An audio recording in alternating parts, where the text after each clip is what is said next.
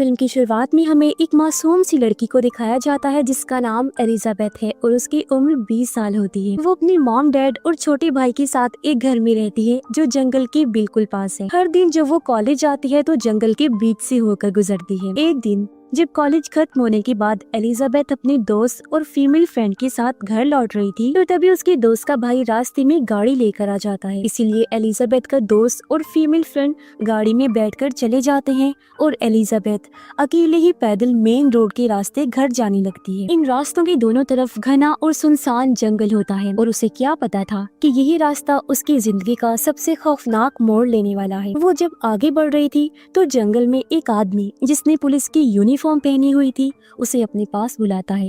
उस आदमी का नाम विंसन था। वो बहुत ही सख्त लहजे में कहता है, मैं पुलिस ऑफिसर हूँ। तुम्हारे घर के पास नशे वाली चीजों की खेती हो रही है, इसीलिए मुझे तुम्हें पूछताछ के लिए ले जाना होगा। ये कहकर वो एलिजाबेथ के दोनों हाथों में हथकड़ी लगा देता है और उसके गले में बेल्ट भी बांध देता है। आगे वो कहता है, मैंने तुम्हारे छोटे भाई को भी गिरफ्तार कर लिया है और तुम्हें भी उसके पास ले जा रहा हूँ। एलिजाबेथ घबरा जाती है, लेकिन विंसन ने खुद को पुलिस ऑफिसर बताया था, इसलिए वो उसके खिलाफ कुछ नहीं करता और अब वो एलिजाबेथ को जंगल के रास्ते ले जाने लगता है। दोनों एक छोटी सी नदी पार करते हैं, फिर जंगल में और आगे बढ़ने लगते हैं। एलिजाबेथ उसके साथ नहीं जाना चाहती थी, लेकिन डर की वजह से उसे उसकी बात माननी पड़ती है। फिर वो उसे जंगल में एक जगह बिठा देता है और कहता है, तुम्हें एक सच बताऊं, मैं कोई पुलिस ऑफिसर नहीं हूँ, बल्कि मैंने तुम्हें अगवा कर लिया है क्योंकि मैं तुम्हारे साथ रहना चाहता हूँ। मुझे तुमसे लगाव हो गया है, तुम मुझे अच्छी लगती हो। एलिजाबेथ कुछ भी समझ नहीं पाती कि उसके साथ आखिर ये क्या हो रहा है। परेशानी की वजह से उसकी आंखों में बस आंसू थे। विंसन उसे पूछता है, क्या तुम्हारे पास मोबाइल है? तब वो कहती है, नहीं। तब वो एलिजाबेथ से कुछ अजीबोगरीब सवाल करने लगा, जैसे क्या उसने किसी के साथ गलत ताल्लुक बनाए हैं, कोई तुम्हारा दोस्त है? तब ये सुनकर एलिजाबेथ समझ जाती है कि ये आदमी पूरा पागल है और इसकी दिमागी हालत बिल्कुल ठीक नहीं है। अब विंसन उसे जंगल के बीचों बीच लेकर आता है जहाँ उसने जमीन के नीचे केव यानी गार जैसा खुफिया बंकर बनाया हुआ था। वो एलिजाबेथ को जबरदस्ती बंकर में ले जाता है और खुद भी अंदर आने के बाद दरवाजा बंद कर देता है। ये बंकर ऐसा होता है जिसे ऊपर से कोई भी देख नहीं सकता क्योंकि विंसन ने उसे सूखे पत्तों से ढका हुआ था। बंकर का एक छोटा सा दरवाजा था और ये बंकर भी छोटे कमरे जैसा ही होता है। यहाँ पर एक बेड भी लगा हुआ था और ये जगह काफी अंधेरे वाली होती है। विंसन एलिजाबेथ को जंजीरों से बांध देता है। उसने कहा कि अगर तुमने यहाँ से भागने की कोशिश की तो तुम्हारे गले में जो बेल्ट है उसमें एक बॉम्ब है और वो फट जाएगा, और अगर तुमने शोर मचाया तो मैं तुम्हें मार डालूंगा, इसलिए बेहतर होगा कि तुम मेरी बात मानो। एलिजाबेथ पूरी तरह से फंस चुकी थी और वो फूट फूट कर रोने लगती। उधर एलिजाबेथ की मॉम को जब ये पता चला कि उनकी बेटी अभी तक घर नहीं लौटी तो वो अपना सारा काम छोड़कर घर आती हैं और उसी आसपास ढूंढने लगती हैं। वो एलिजाबेथ की दोस्तों को भी कॉल करती हैं, लेकिन किसी को कुछ भी पता नहीं होता, जिससे वो और ज्यादा परेशान हो जाती। वो उसकी दोस्त की मदद से जंगल में जाकर उसे ढूंढने लगती हैं। उसका छोटा भाई भी जंगल में जोर जोर से अपनी बहन को आवाज देकर बुलाता है, लेकिन जाहिर है कोई फायदा नहीं होता। अब रात तक भी एलिजाबेथ की मॉम डैड जब अपनी बेटी को ढूंढ नहीं पाते तो वो पुलिस ऑफिसर को घर बुलाकर उसके गायब होने की रिपोर्ट लिखवाते हैं। ऑफिसर उनके आसपास के लोगों से पूछताछ करता है और एलिजाबेथ को ढूंढने की कोशिश करता है, लेकिन फिर भी कुछ पता नहीं चलता। पुलिस एलिजाबेथ के केस को सीरियस नहीं ले रही क्योंकि उन्हें लगता है कि वो अपने दोस्त के घर या अपने मेल फ्रेंड के साथ होगी और जल्दी वापिस आ जाए। लेकिन दूसरे दिन भी जब एलिजाबेथ घर वापस नहीं आती तब पुलिस उसके कॉलेज आती और उसके उसी दोस्त और फीमेल फ्रेंड से बात करती है। वो बताते हैं कि उन्होंने एलिजाबेथ को मेन रोड पर ही छोड़ दिया था और खुद घर चले गए। इसके बाद पुलिस और एलिजाबेथ की फैमिली जंगल में उसकी तलाश करते हैं। वो लोग कई बार जंगल में उसकी खोज करते हैं, लेकिन एलिजाबेथ से जुड़ा कोई भी सुराग उनके हाथ नहीं लगता।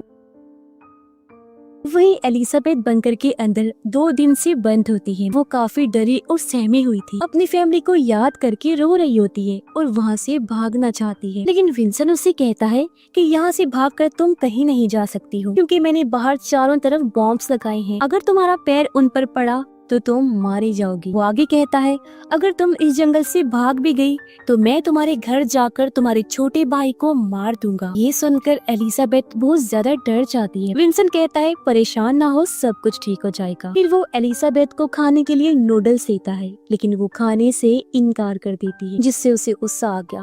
वो उसे धमकाने लगा, कहता है, अगर तुम मेरी बात नहीं मानोगी तो मुझे तुम्हें चोट पहुंचानी पड़ेगी, जो मैं बिल्कुल भी नहीं चाहता। विंसन, जिसकी दिमागी हालत ठीक नहीं है, वो एलिजाबेथ पर अपना कंट्रोल करके उसके साथ हमेशा इसी बंकर में रहना चाहता है। उसने इसकी तैयारी पहले से ही कर रखी, इसलिए बंकर में बहुत सारी जरूरत की चीजें जैसे टीवी, टॉयलेट, गैस वाला चूल्हा और खाने पीने का बहुत सारा सामान। एलिजाबेथ अब तक समझ चुकी थी कि अगर उसे सही सलामत यहाँ से बाहर निकलना है तो उसे विंसन की बात माननी पड़ेगी। तीसरे दिन जब एलिजाबेथ नूडल्स खा रही होती है तब उसे बाहर से कुछ आवाजें सुनाई दी। दरअसल उसकी मॉम डैड अपने दोस्तों के साथ उसे ढूंढते हुए बंकर के पास आ गई थी। ये जानकर विंसन एलिजाबेथ का मुंह अपने हाथ से बंद कर देता है और उस पर बंदूक तानकर हल्का सा कहता है कि जरा सा भी शोर किया तो इसी टाइम खोपड़ी उड़ा दूंगा, समझी तुम। अब बंकर पर पत्ते ढके होने की वजह से किसी की भी नजर बंकर के दरवाजे पर नहीं जा। शाम को वो दोनों टीवी पर न्यूज देखते हैं कि पुलिस एलिजाबेथ को ढूंढने में लगी हुई है और उसके माँ बाप बेहद परेशान, जो देखकर एलिजाबेथ को बहुत दुख होता है। पुलिस उसे ढूंढने में पूरी ताकत लगा रही थी, दिन रात उसे तलाशा जा रहा था। पुलिस हेलीकॉप्टर से भी जंगल पर नजर रख रही। जब विंसन हेलीकॉप्टर की आवाज सुनता है तो वो खुद को और एलिजाबेथ को हीट डिटेक्टर से बचाने के लिए फॉइल पेपर से ढक लेता है ताकि पुलिस को उनकी भनक न लग जाए। चौथे दिन विंसन एलिजाबेथ को अपनी जिंदगी की झूठी कहानी सुनाता है कि मैं शादीशुदा था और अपनी वाइफ से बहुत ज्यादा प्यार करता था, लेकिन एक दिन उसने मुझ पर झूठा इल्जाम लगाया कि मैंने उसके साथ जबरदस्ती करने की कोशिश की है, इसीलिए पुलिस मेरे पीछे पड़ गई और मैंने छुपने के लिए ये बंकर बनाया। मैं अपनी वाइफ को सजा देने के लिए यहाँ लाना चाहता था पर वो पहले ही मुल्क छोड़कर चली गई। फिर तुम मुझे दिखाई दी एलिजाबेथ और मुझे पहली ही नजर में तुमसे प्यार हो गया, इसीलिए मैं तुम्हें यहाँ लेकर आया ताकि तुम्हारे साथ जिंदगी गुजार सको। अब विंसन के पास एक नकली बंदूक है जिससे किसी को मारा तो नहीं जा सकता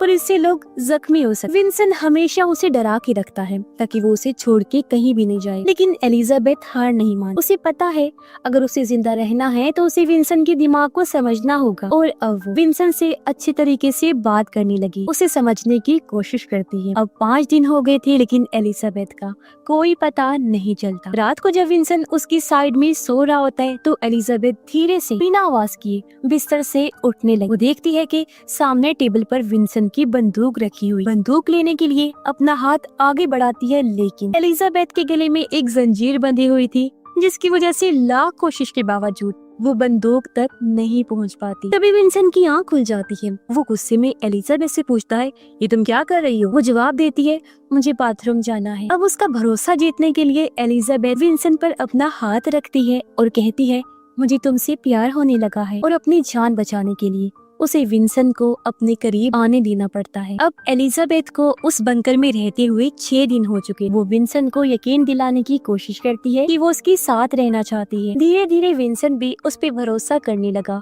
कि अब वो हमेशा उसके साथ इसी बंकर में रहेगी। इसी भरोसे में विंसन उसके गले की जंजीर खोल देता है और उसे अपनी नकली बंदूक भी चलाना सिखाता है। रात में विंसन एलिजाबेथ को लेकर बंकर के बाहर आता है। एलिजाबेथ के हाथ हथकड़ी से बंधे हुए थे। उसे लेकर विंसन एक पुरानी गाड़ी के पास आया जिसमें खाने पीने का सामान रखा हुआ था। एलिजाबेथ पूछती है कि खाने का सामान कौन लेकर आता है, लेकिन विंसन कुछ नहीं बताता। तभी ऊपर से हेलीकॉप्टर की आवाज आती जो देखकर विंसन घबरा गया और जल्दी से उसे लेकर वापस बंकर की तरफ ले जाने लगता है। एलिजाबेथ जानबूझकर अपना एक जूता उतारकर वहीं छोड़ देती है ताकि पुलिस को कोई सुराग मिल सके। बंकर के अंदर आने के बाद एलिजाबेथ को पता चलता है कि विंसन के पास एक मोबाइल भी है। अगली सुबह जब विंसन सो रहा था तो वो चुपचाप उसका मोबाइल ले लेती है। वो अपनी माँ के लिए एक मैसेज टाइप करती है लेकिन तभी उसे पता चला कि फोन में नेटवर्क नहीं है। वो बंकर का दरवाजा थोड़ा सा खोलकर सिग्नल पाने की कोशिश करती है लेकिन कोई फायदा नहीं होता,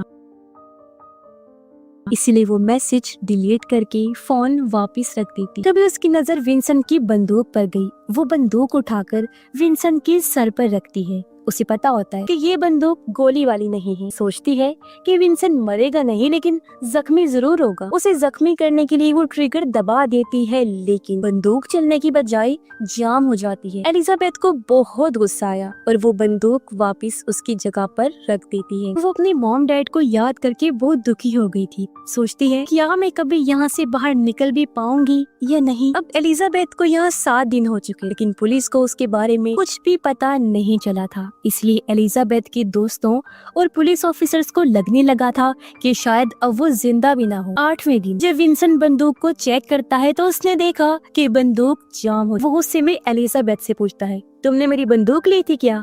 इस पर एलिजाबेथ बिल्कुल शांत होकर कहती है, नहीं तो भला मुझे इसकी क्या जरूरत। फिर वो विंसेंट का हाथ पकड़कर अपने गाल पर रख देती है, जिससे विंसेंट को उस पर दोबारा भरोसा हो जाता है। अब पुलिस एलिजाबेथ को ढूंढना बंद करने वाली, क्योंकि अब तक उसका कोई अता पता नहीं चला था। लेकिन जिस मैसेज को एलिजाबेथ ने अपनी माँ को भेजा था और सिग्नल ना होने की वजह से डिलीट कर दिया था, वो मैसेज किसी तरह उसकी माँ के फोन में पहुँच जाता है। उस मैसेज में लिखा था कि मुझे एक आदमी ने घर के पास के जंगल में बीचों बीच बने अंडरग्राउंड बंकर में कैद करके रखा हुआ है। वो आदमी बहुत ही पागल है। ये देखकर एलिजाबेथ के मॉम डैड काफी हैरान रह गए और उनके अंदर बेटे के मिलने की एक उम्मीद जाग उठती। वो फौरन पुलिस को बुलाकर ये मैसेज दिखाते हैं। पहले तो ऑफिसर्स इस मैसेज को सीरियस नहीं लेती, क्योंकि उन्हें लगता है कि ये कोई मजाक या प्रैंक हो सकता है। लेकिन एलिजाबेथ की माँ कहती है कि मेरी बेटी ने इस मैसेज में अपना नाम लीजा लिखा है। ये नाम सिर्फ फैमिली को पता है, किसी और को नहीं पता। जब वो ये कहती हैं तब ऑफिसर्स उस मैसेज को सीरियस ले लेते और जिस नंबर से एलिजाबेथ की माँ को मैसेज भेजा गया था उस नंबर को ट्रैक किया जाता है, यानी उसे ढूंढा गया। अगले दिन पुलिस एक औरत के घर पहुँचती है, क्योंकि इसी औरत के नाम पर ये फोन 3 हफ्ते पहले खरीदा गया था। उन्हें इस औरत से पता चलता है कि वो विंसेंट की दोस्त थी, पर उन दोनों ने